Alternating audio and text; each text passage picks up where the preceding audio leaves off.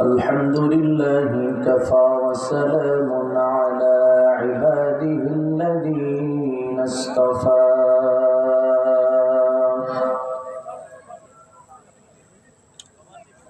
أما بعد فأعوذ بالله من الشيطان الرجيم بسم الله الرحمن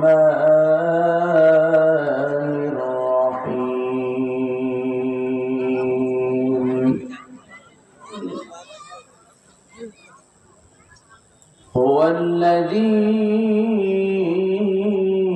أرسل رسوله بالهدى ودين الحق ليظهره على الدين كله وكفى بالله شهيدا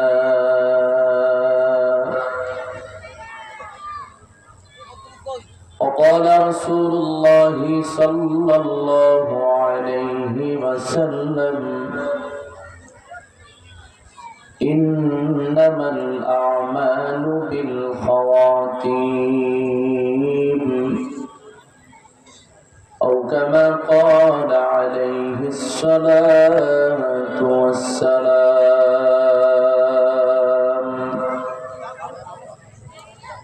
اللهم صل على محمد وعلى آل محمد كما صليت على إبراهيم وعلى آل إبراهيم إنك حميد مجيد اللهم بارك على محمد وعلى آل محمد كما باركت على إبراهيم وعلى آل إبراهيم إنك حميد مجيد بلغ العلا بكماله كشف الدجى بجماله حسنت جميع خصاله صلوا عليه وآله لا إله إلا الله لا إله إلا الله لا إله إلا الله لا إله إلا الله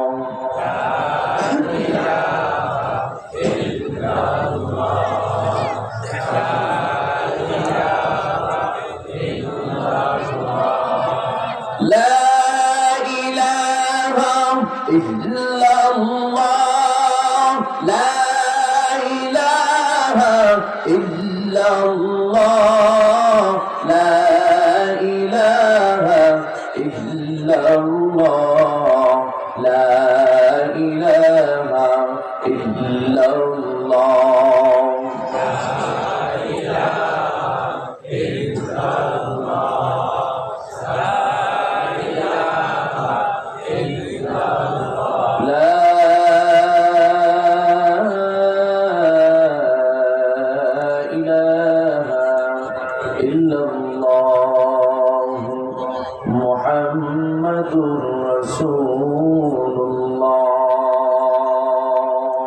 সকলে জবান খুলে বলি সাল্লাল্লাহু আলাইহি ওয়াসাল্লাম। আলহামদুলিল্লাহ বাংলাদেশ মুজাহিদ কমিটি রাজাপুর উপজেলা শাখা ও সৈয়দ ফজলুল করিম রহমতুল্লাহ আলাইহি মাদ্রাসা কমপ্লেক্সের যৌথ উদ্যোগে আয়োজিত বার্ষিক ওয়াজ মাহফিল ৪৫তম ওয়াজ মাহফিলের সম্মানিত সভাপতি,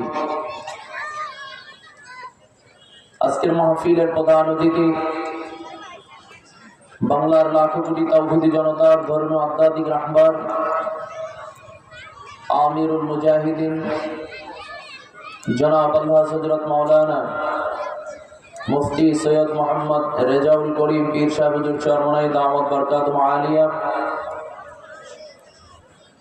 আমন্ত্রিত উলামা ইকরাম, মুরাব্বিন আজম, সমবয়সী যুবক বন্ধুগণ, ছাত্র ভাইয়েরা,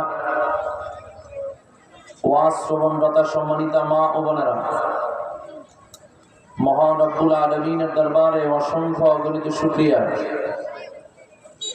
যে রব্বে কারীম অসংখ্য মানুষের মধ্য থেকে যাচাই করে বাছাই করে ভালোবেসে মহব্বত করে দুনিয়ার সমস্ত ঝামেলার থেকে বিরত রেখে হায়াতে বাঁচায় রাখিয়া শরীর স্বাস্থ্য সুস্থ রাখিয়া দুনিয়ার মধ্যে উত্তম একটি মজলিস, কোরআন হাদিসের মজলিস, আল্লাহ ওয়ালিদের মজলিস, জাকিরিন শাকিরিনদের মজলিস তথা জান্নাতের বাগানে আমাদেরকে আসার মতো, বসার মতো, কিছু কথা বলার মতো, শ্রবণ করার মতো তৌফিক সুযোগ আল্লাহ তাআলা দান করেছেন।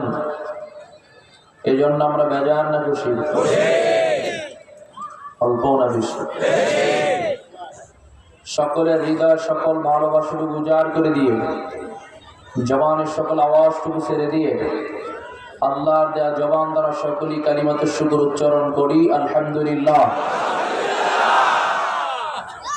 আমাদেরকে জান্নাতি মাজমায়ে বসার মতো সুযোগ যিনি দান করেছেন তার নাম কি? অনেকে জবানই ভুলে নেই, কারণ এখন বেশি আওয়াজ দিলে কণ্ঠ ভেঙে যেতে পারে, ক্লান্তি আসতে পারে, যেহেতু সামনে নির্বাচন আসতেছে, একটা প্রস্তুতি তো প্রয়োজন আছে নাকি? এবং এর জন্য কি জবানকে অফ রাখছেন নাকি? জবান দান করেছেন কে? তাও বলেন নাই অনেকে। জবান কে দিয়েছেন? আর একটু আওয়াজ দিয়ে বলেন। তো সেই আল্লাহর জবান দ্বারা, আল্লাহর দেয়া জবান দ্বারা নিয়ামত, সেই আল্লাহর প্রশংসায়, সেই আল্লাহ তাআলার নাম উচ্চারণ সেই জবানে করার দরকার আছে না নেই? তাহলে আমি আবারও জিজ্ঞাসা করব, এখানে বুদ্ধির দ্বারা বসতে পারি নাই, অর্থের মাধ্যমে বসতে পারি নাই, বংশ পরিচয় নিয়ে কেউ এখানে বসতে পারি নাই, এখানে যিনি বসার সুযোগ দিয়েছেন তার নামটাকে একটু এক বাক্য আওয়াজ দিয়ে বলি। আল্লাহ তাআলা আজকের বসা এই মুজাহাদা কাল আখিরাতের জিন্দেগিতে নাজাতের ওসিলা হিসেবে কবুল করুক, সকলে বলে আমিন। বিশেষ করে আপনারা জেনে থাকবেন, আমিরুল মুজাহিদিন অথবা নায়েব আমিরুল মুজাহিদিন তারা যেখানেই আলোচনায় উঠেন এর আগে কোনো ঘোষণা দেওয়া হয় না। হয়তো অনেকে মনে করতে পারেন তাকবীর দেবে, স্লোগান দিবে, এরপর এসে জায়গা দখল করবো, হয়তো আপনি জায়গা নাও পেতে পারেন, কারণ জিকিরের মধ্য দিয়ে আমিরুল মুজাহিদিন আমাদের মাঝে দোয়ার মাধ্যমে বয়ান শুরু করবেন ইনশাআল্লাহ। আর আপনারা জানেন চরমনাই এই তরিকার মাহফিল খুব অল্প সময়ের মধ্যেই শেষ হয়, তো এই জন্য আজকের মাহফিলে তার ব্যতিক্রম হবে না। নির্ধারিত সময়ের মধ্যেই, অল্প সময়ের মধ্যেই মাহফিল সমাপ্তি হবে ইনশাআল্লাহ। তাই এই জন্য যে যেখানে আছেন সবাইকে বলবো, আজকের জান্নাতি পরিবেশে এসেও যদি আজকের আপনার দুনিয়াবি গল্প গুজবে আড্ডায় সময় কেটে যায়, তাহলে আমি বলবো এর চেয়ে বদনসিব আর কিছু থাকতে পারে না। আল্লাহ তাআলা এই মজলিসে সবাইকে এসে বসার তৌফিক দান করুক, সকলে বলি আমিন। আমি যে আয়াতে কারিমা তেলাওয়াত করেছি, যে হাদিস উপস্থাপন করেছি, এর আলোকে সংক্ষিপ্ত কথা বলি, সমাপ্ত করবো ইনশাআল্লাহ। আল্লাহ তাআলা উভয়ের আমলের জন্য হেদায়েতের উদ্দেশ্যে কিছু কথা বলা এবং শ্রবণ করার তৌফিক দান করুক, সকলে বলি আমিন। বিশেষ করে পৃথিবীর সূচনা লগ্ন থেকে পয়গম্বর আদম আলাইহিস সালাতু ওয়াস সালামের জমিনে আগমনের মধ্য দিয়ে ধারাবাহিকভাবে জমিনের মধ্যে মানুষ আগমন করেছেন, নবী পয়গম্বর আগমন করেছেন। সে আগমনের মধ্য দিয়ে একটি ধারাবাহিকতা রয়েছে। সব মানুষ আল্লাহ চাইলে একবারেও পাঠাতে পারতেন, একবারে নির্ধারিত সময় দিয়ে একবারই কিয়ামত দিয়ে নিয়ে যেতে পারতেন, কিন্তু আল্লাহ তাআলা এই যে এক একটি শ্রেণীতে এক এক সময় এক এক শ্রেণী এক এক জেনারেশনকে এই জমিনের মধ্যে পাঠাবার উদ্দেশ্য আছে না নাই? বিশেষ করে দেখবেন প্রতিষ্ঠানের মধ্যে যারা উপরের ব্যাচে যারা পরীক্ষা দেয়, এদের থেকে নিচের ব্যাচ যারা থাকে তারা শিক্ষা গ্রহণ করে। সব ছাত্রকে একত্রে পড়া শুরু করে একত্রেও পরীক্ষা হতে পারত, কিন্তু এখানে বয়সের সীমাবদ্ধতা, যোগ্যতা সীমাবদ্ধতার ভিত্তিতে কেউ বা উপরের ক্লাসে কেউ বা নিচের ক্লাসে, এর মধ্য দিয়ে যারা আগে প্রতিষ্ঠান থেকে পরীক্ষা দিয়ে বের হয়ে যায় তাদের রেজাল্ট খারাপ হোক অথবা ভালো হোক, এর দ্বারা এর পরবর্তীতে যারা পরীক্ষা দিবেন তারা নিজেদেরকে প্রস্তুত করতে পারেন, তারা নিজেদেরকে সেখান থেকে শিক্ষা গ্রহণ অর্জন করতে পারেন। যেমনি ভাবে শিক্ষকরা অনেক সময় বলে তোমাদের আগে যারা পরীক্ষা দিয়েছেন তারা এরকম ভালো রেজাল্ট করেছেন, কাজে তোমাদেরকেও ভালো রেজাল্ট করতে হবে। আবার খারাপ রেজাল্টও যদি হয় তার দ্বারাও তাদেরকে নসিহত করা হয়, তোমাদের আগে যারা চলে গেছেন তারা খারাপ রেজাল্ট করছেন, কাজে তোমরাও সেই পথে হাঁটিও না, তোমাদেরকে ভালো রেজাল্ট করতে হবে। ঠিক আল্লাহ ধারাবাহিকতা যে জমিনের মধ্যে রেখেছেন মানুষ জমিনে আগমনের, এর মূল উদ্দেশ্য হলো কেউ আসবে, কেউ থাকবে, কেউ চলে যাবে, কেউ আবার পরে পিছনে আসবে। এর দ্বারা তার আগে যিনি চলে যাচ্ছেন তার থেকে শিক্ষা গ্রহণ করবে। যারা ভালো গেছেন তাদের থেকেও শিক্ষার সুযোগ আছে না নাই? আবার যারা খারাপ কাজ করে গেছেন তাদের থেকেও শিক্ষার সুযোগ আছে। এই জন্য আমরা আবু জাহেল থেকেও নসিহত গ্রহণ করি, আবার আবু বকর থেকেও নসিহত গ্রহণ করি। বলবেন এটা কেমন? এর মূল কারণ হলো আবু জাহেল ভালো কাজ করছে না খারাপ কাজ করছে? সবাই বলেন নাই, খারাপ কাজ করছে না? তাহলে এখান থেকে আমরা শিক্ষা নিতে পারি সে খারাপ কাজ করছে, তার পরিণতি কি হয়েছে? ফেরাউন খারাপ কাজ করেছে, তার পরিণতি কি হয়েছে? নমরুদ খারাপ কাজ করেছে, তার পরিণতি কি হয়েছে? তাহলে সে খারাপ কাজ করে যেই বিপদের সম্মুখীন হয়েছে আমি সেই কাজটা করতে পারি না। শিক্ষা নেওয়ার দরকার আছে না নাই? আবার আবু বকর থেকেও শিক্ষা নেওয়ার ব্যবস্থা আছে। আবু বকর ভালো রাস্তায় চলার কারণে তিনি আশারায়ে মুবাশশারা 10 জন জান্নাতে টিকিট প্রাপ্ত সাহাবীদের মধ্যে 1 নম্বর।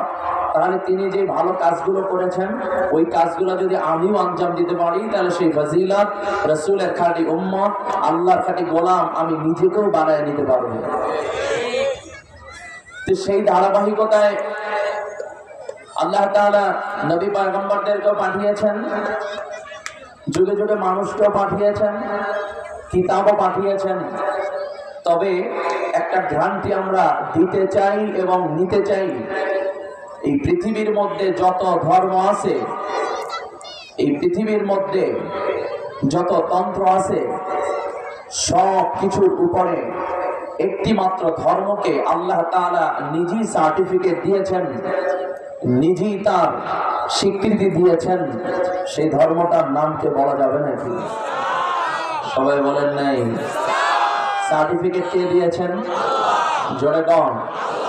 আল্লাহ তাআলা কালামের মধ্যে নসিহত করেন, ইন্নাদ-দীনা ইনদাল্লাহিল ইসলাম।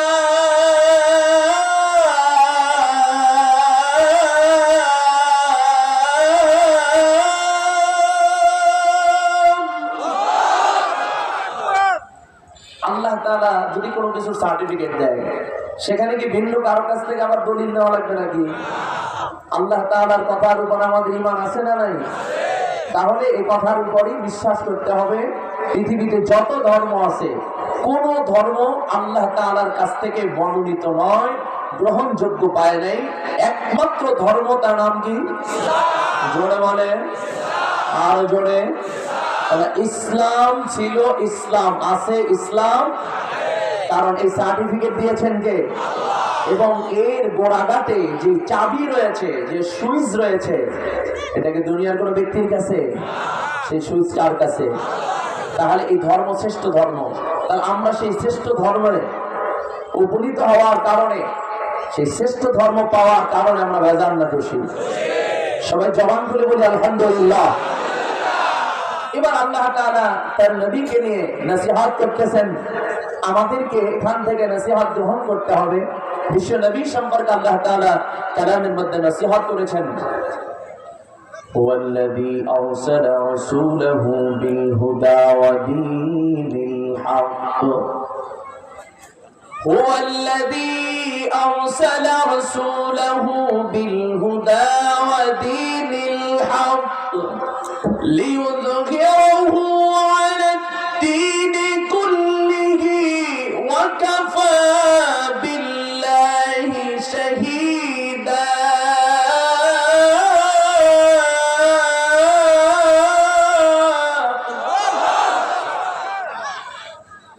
আপনাদের তাকবীরের আওয়াজের লিমিট কি এই পর্যন্তই রাখছেন? কার জন্য? আপনারাই বলছেন এই পর্যন্ত না, তাহলে সে আওয়াজ রাখছেন কার জন্য? বাড়ি গিয়ে দিবেন? কথা বলে না। যেইখানের কাজ সেইখানে করতে হয়, তাহলে তার মূল্যায়ন হয়, তার দাম আছে। আপনি ঘরে যে জোরে তাকবীর দেন, তাহলে কইবে যে মাহফিলে কি মাথাটা শেষ হয়ে গেলে নাকি? কি কর? তাহলে যেখানে যেই কাজ সেখানে সেটা করতে হবে। তাকবীরের আওয়াজ আসতে হবে না জোরে হবে? আমরা সবাই ইমানদার, আমরা সবাই আখির নবীর উম্মত, আমরা এক আল্লাহর গোলাম। আল্লাহর গোলামের জবান থেকে আল্লাহর নামের তাকবীর ছোট হবে না বড় হবে? আসতে হবে না জোরে হবে?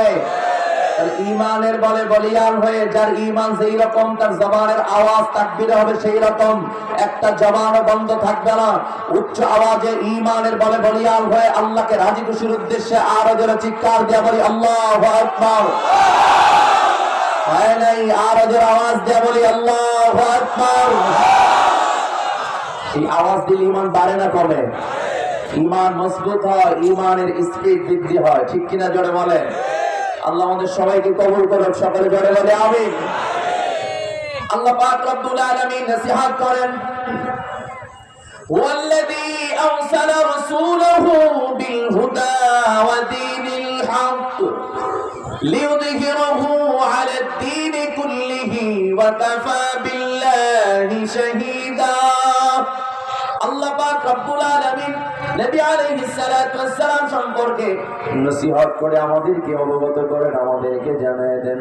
নবী আলাইহিস সালাতু ওয়াস সালামকে আমাদের মধ্য থেকে আল্লাহ পাক রব্বুল আলামিন জমিনের মধ্যে প্রেরণ করেছেন, জমিনের মধ্যে পাঠিয়েছেন। এই জমিনের মধ্যে সকল বাতিল ধর্মের উপরে দ্বীনে হককে উপরে উঠানোর জন্য, সমুন্নত রাখার জন্য, মর্যাদা বৃদ্ধি করার জন্য সেই জিম্মাদারি নিয়ে পয়গম্বরকে জমিনের মধ্যে আল্লাহ পাঠিয়েছে। অনেক সময় আমরা বলতে গেলে বলি, দোকানপাটে বসে অনেক সময় অনেক মুফতিয়ানি কালাম সূরা ফাতিহা না জানলেও ফতোয়া দিতে পারে। কথা বল না জানো?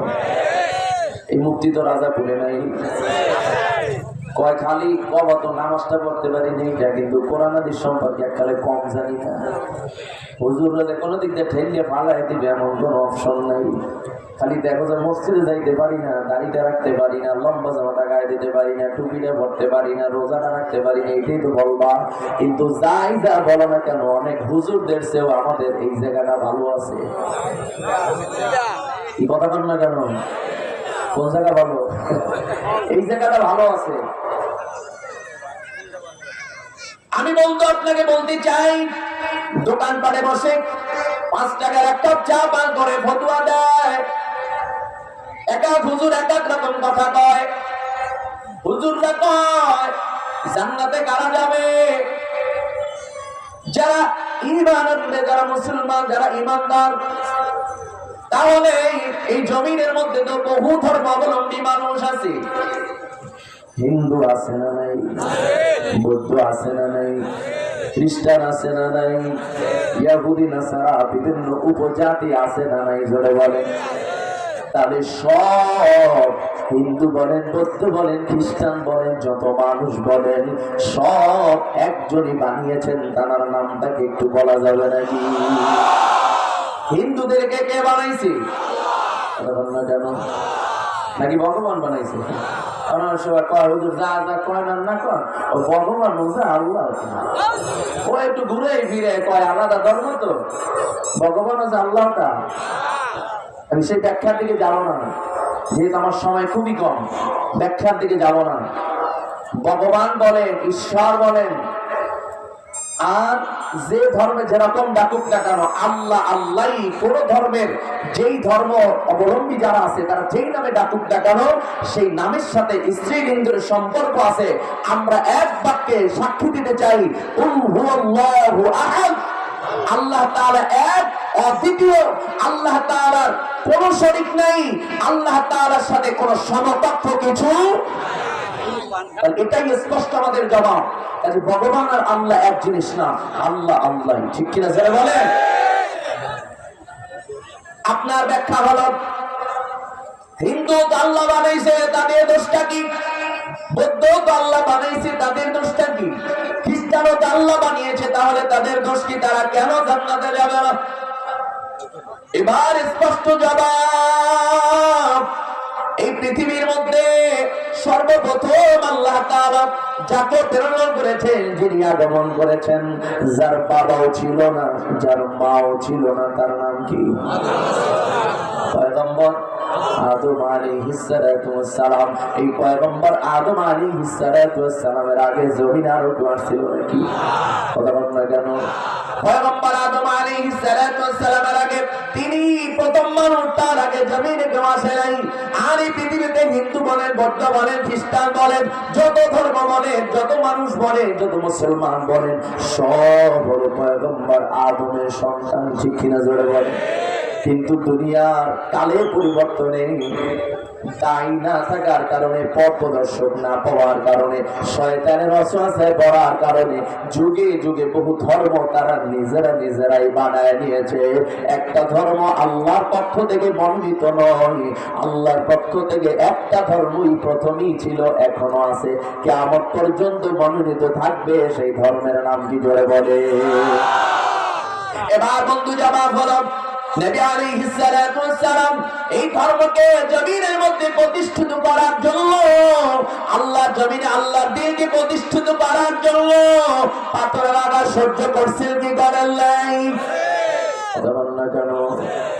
গায়ে শরীরের মধ্যে থুতু নিক্ষেপ করছে কি করে নাই? জোরে বলেন। পাগল বলছে কি বলে নাই? 3 বছর জেলখানার মধ্যে কারারুদ্ধ ছিল। এই দিনকে জমিনের মধ্যে প্রতিষ্ঠিত করার জন্য পয়গম্বর নিজের মাতৃভূমি, জন্মভূমি ছেড়ে মক্কা থেকে মদিনায় হিজরত করছে কি করে নাই? জোরে বলেন। শুধু তাই নয়, আজকে তো আমরা বিনা কষ্টে, বিনা রক্তে, বিনা পরিশ্রমে এত সুন্দর একটা পরিবেশ পেয়েছি, ইসলাম আমরা আমাদের সামনে পেয়েছি। কিন্তু ইসলাম স্বাভাবিকভাবে আসে না, এটা নবীর দান্দান শহীদ মোবারক, দান্দান মোবারক শহীদ করা ইসলাম আমাদের সামনে আজকে, ঠিক না বেঠিক করে বলে? এটা নবীর পাথরের আঘাত সহ্য করা ইসলাম। নবী আলাইহিস সালাতু ওয়াস সালাম এই ইসলামকে প্রতিষ্ঠিত করার জন্য আল্লাহর উপরে তাওয়াক্কুল করে যখন দাওয়াতে বের হয়েছেন, এতদিন যে মানুষগুলো নবীকে আল আমিন as-সুদুক উপাধি দিয়েছিল, নবীকে মুহাব্বত করেছিল, নবীর কাছে নিজের মালগুলো আমানত স্বরূপ জমা রেখেছিল, ওই মানুষগুলো ওই নবীর গায়ে পাথরের আঘাত নিক্ষেপ করেছে। পাথর নবীর গায়ে আঘাত করেছে, নবীকে পাগল বলেছে, থুতু নিক্ষেপ করেছে, 3 বছর কারারুদ্ধ রয়েছে। এমনকি নিজের মাতৃভূমি ছেড়ে তাকে ভিন্ন দেশে হিজরত করতে বাধ্য করেছিল, ঠিক কিনা জোরে বল? তাহলে এখান থেকে আমাদের ফাইনাল জবাব, এই ইসলাম আমাদের কাছে এমনি এমনি আসে নাই, এটা অনেক কষ্ট, অনেক রক্ত পথ পাড়ি দিয়ে তারপরে আজকে আমাদের সামনে ইসলাম আসছে, ঠিক না বেঠিক বলে? শুধু তাই নয়, শুধু তাই নয়, আজকে আমরা ঘরের মধ্যে থেকে আরামে বসে ইসলাম কায়েম করতে চাই, ঘুমায় ঘুমায় স্বপ্নে দেখি এই মনে হয় ইসলাম কায়েম হয়ে গেল। কথা বল না কেন? খাতার মধ্যে বসে স্বপ্নে দেখি মনে হয় ইসলাম কায়েম হয়ে গেল, কিন্তু না না, নবী যে কষ্ট করেছেন, সাহাবায়ে কেরাম কষ্ট করেছেন, আমাদেরকে সে কষ্ট করার দরকার আছে না? না, তারা কষ্ট করেছেন যে কারণে আজকে এত সুন্দর ইসলাম আমরা পেয়েছি, এত সুন্দর পরিবেশ আমরা পেয়েছি। আবার আজকে যদি আমরা পরিশ্রম করি তাহলে আমরা আবার দুনিয়ার থেকে যেদিন চলে যাব, আমাদের পরবর্তী জেনারেশন যারা জমিনের মধ্যে আসবে তারাও আবার এই সুন্দর পরিবেশ তারা উপস্থাপন করতে পারবে, তারা ধরে রাখতে পারবে। কিন্তু আজকে যদি আমরা হাল ছেড়ে দেই তাহলে আমাদের পরবর্তী জেনারেশনটা বিপদগামী হয়ে যাবে। এজন্য নবী যে রক্ত ভেজা পথ দাঁড়িয়ে এত সুন্দর ধর্ম আমাদের সামনে এই পর্যন্ত উপস্থাপন করেছেন, এই পর্যন্ত চলে আসছেন, সেই নবীর দাবদানা ইসলাম এই জমিনে প্রতিষ্ঠিত করার জন্য নবীর উম্মতের চেষ্টা করার দরকার আছে না? মনের মধ্যে বড় কষ্ট, নবীর নাম শুনলে সাত আঙ্গুলে চুমো দিয়া চোখে লাগায়, নাকে লাগায়, অথচ ওই উম্মতকে যদি বলি নবীকে আপনি এত মহব্বত করেন, নবীর আদর্শটাকে যদি সমাজে বাস্তবায়ন করি তাহলে কেমন হয়? তখন বলবে না না, এখনো সময় হয় নাই। বলে কি বলে না? জোরে বলে। তখনই দেখবে না সেই রাস্তার মধ্যে নাই। নবী গালি শুনেছেন, তুমি গালি শুনতে পারো, নবী আঘাত সহ্য করেছেন, তুমি যদি সে আঘাত সহ্য করতে পারো তাহলে বুঝতে হবে নবীর দাওয়াত এবং তোমার দাওয়াতের সাথে মিল পাওয়া যায়। ঠিক কিনা? জোরে বলেন। নবী পিছনে বসে গালি শুনেছেন, তোমাকে যদি কেউ গালিও না দেয়, সবাই যদি তোমার মহব্বত করে, তাহলে বুঝতে হবে নবীর দাওয়াতের সাথে তোমার দাওয়াত এখন পর্যন্ত মিল হয় নাই। একদিন এক লোক আমার ডাইকা কয়, আলহামদুলিল্লাহ হুজুর, আমার এলাকার মধ্যে একজনও আমার শত্রু নেই। আচ্ছা, একটা লোকের এলাকায় একজনও শত্রু নেই, এটা কি মানুষ? কথা বলে না, এটা কি কোনো মানুষের মধ্যে? পাগল যদি হয় তারও তো শত্রু থাকে, থাকে না? সবাই যে মহব্বত করে বিষয়টা এমন নাকি? আমার কেউ শত্রু নাই। তাহলে বুঝতে হবে যে উনি গোলালু মার্কার নাম লেখাইছে নাকি? গোলালু সব জায়গায় থাকে। তাই বলতে জন্য আমি সমাপ্তি কথা বলতে চাই, নবী আলাইহিস সালাতু ওয়াস সালাম এই দ্বীনের জন্য কষ্ট করেছেন।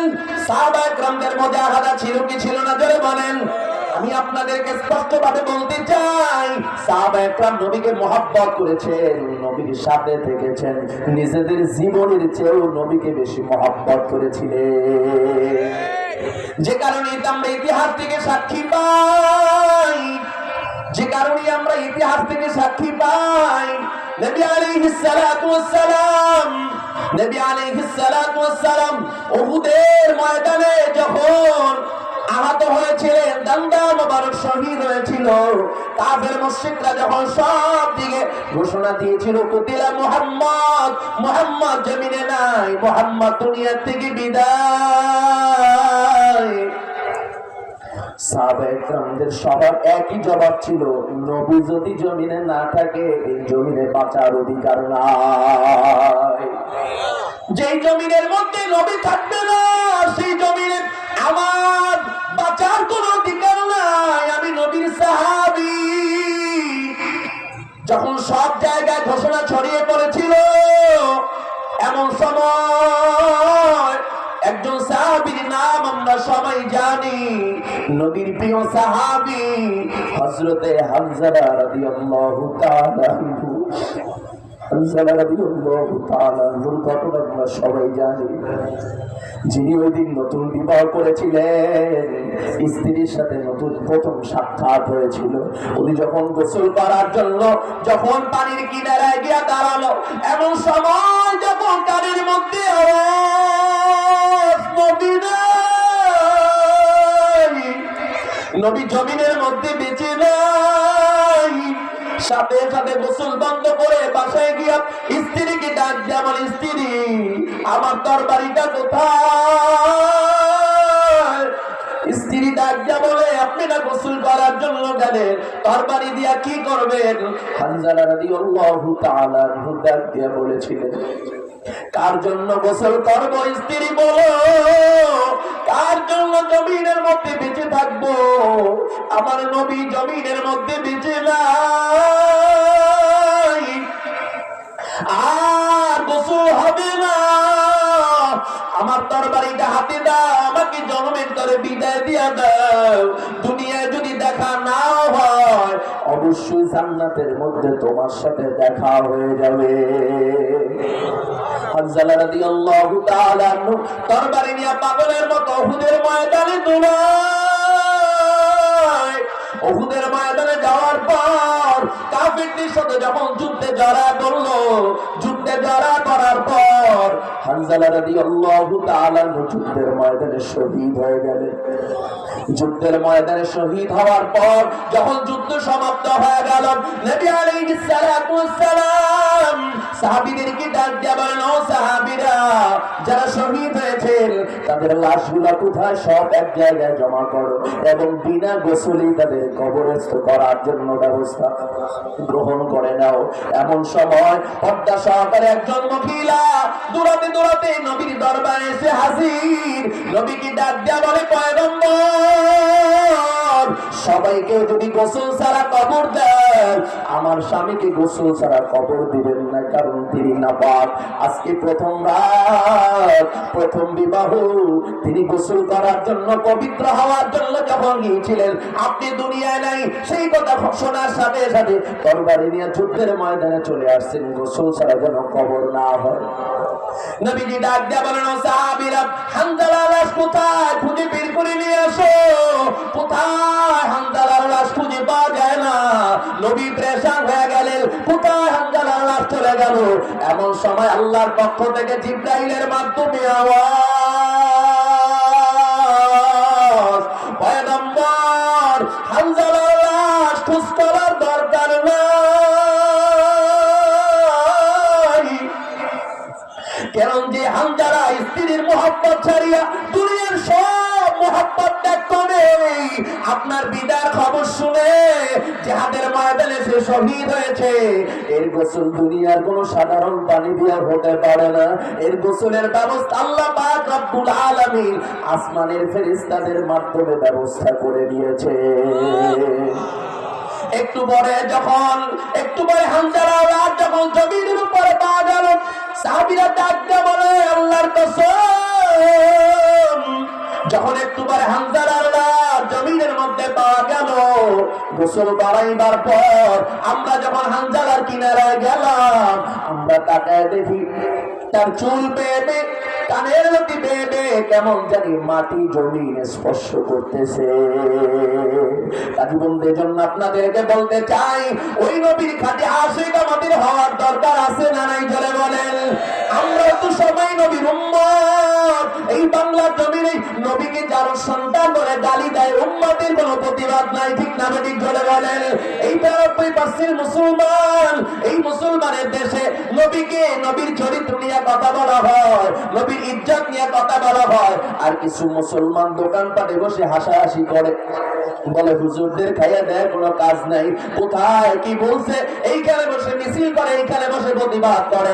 না না, নবীর একজন উম্মত যদি জমিনের মধ্যে বেঁচে থাকে, নবীর জাররা পরিমাণে ইজ্জত দিয়ে কেউ যদি কথা বলে, তার দেহে রক্ত থাকা অবস্থা কখনো সে ছাড় দিতে পারে না। কাজী বন্ধু, সেই নবীর দিন যদি ধরে রাখতে হয়, নবীর ইসলাম সেই কষ্টের দিন যদি জমিনের মধ্যে চলমান রাখতে হয়, বাস্তবায়ন রাখতে হয়, মসজিদ বলেন, মূল মাদ্রাসা, মাহফিল বলেন, মূল মাদ্রাসা, তাবলীগের দাওয়াত বলেন, গোড়ায় মাদ্রাসা, যদি মাদ্রাসা থাকে মসজিদ চলবে, যদি মাদ্রাসা থাকে দ্বীনের দাওয়াত চলবে, মাদ্রাসা থাকবে ওয়াজ মাহফিল চলবে, মাদ্রাসা থাকবে তাবলীগের দাওয়াত চলবে। মাদ্রাসা বন্ধ হয়ে যাবে, ইলম চর্চাও বন্ধ হয়ে যাবে, দাওয়াত দেওয়া বন্ধ হয়ে যাবে। ঠিক না বেশি জোরে বলে? এই জন্য মাদ্রাসার প্রয়োজনীয়তা আছে না নাই জোরে বলে? তাদের জন্য আপনাদেরকে বলবো, নবীর মার্কাজ, যারা নবীর মার্কাজের সাথে সম্পৃক্ত থাকলো সেটাও কেমন নবীকে সহযোগিতা করলো। কারণ নবীর এই দিন, কষ্টের দিন জমিনের মধ্যে, এই কষ্টের দিন জমিনের মধ্যে নবী আলাইহিস সালাতু ওয়াস সালাম আমাদের কাছে রেখে গিয়েছেন। কাজেই যদি সেই দিন আমরা ধরে রাখার জন্য চেষ্টা না করি, তাহলে অবশ্যই আল্লাহর আদালতে হাজিরা দেওয়া লাগবে, তার কাছে অবশ্যই জবাবদিহিতার কাঠগড়ায় দাঁড় হওয়া লাগবে। কাজে বন্ধুদের জন্য আপনাদেরকে বলতে চাই, সময় কিন্তু বেশি নাই, নিঃশ্বাসের কিন্তু বিশ্বাস নাই। আমরাও একদিন জমিনে ছিলাম না, আমরাও কিছুদিন পরে বিদায় নিয়ে চলে যাব। যার যার কবরে পড়ে থাকবো, কেউ খবর নেবে না, কেউ চিনবেও না। আমাদের আগেও যারা ছিল তারা কবরে চলে গেছে। এখানে যারা বসা আছেন, অনেকের আব্বু জমিনের মধ্যে নাই, অনেকের আম্মু জমিনের মধ্যে নাই।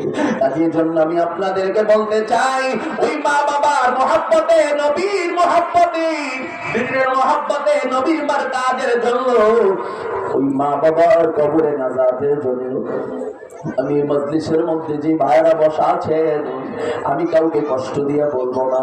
যার হৃদয়ের মধ্যে মা বাবার মহব্বত আছে, যার হৃদয়ের মধ্যে নবীর মহব্বত আছে, এমন একজন পাগল এই ময়দানের মধ্যে আমি দেখতে চাই, যিনি এই ফজলুল করিম রাহমাতুল্লাহ আলাইহি মাদ্রাসা কমপ্লেক্স, অনেক বড় কমপ্লেক্স, আল্লাহ কবুল করলে ভবিষ্যতে আরো অনেক বড় হবে, কোটি কোটি টাকার সম্পদ সেখানে আল্লাহর বান্দা দান করেছেন।